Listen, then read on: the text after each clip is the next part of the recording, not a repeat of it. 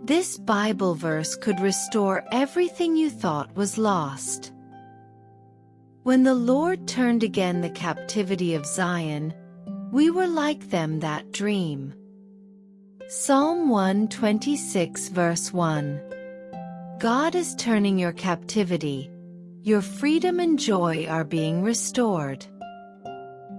Type Amen if you believe your freedom is being restored today. Follow Healing Scripture Sanctuary for morning restoration verses.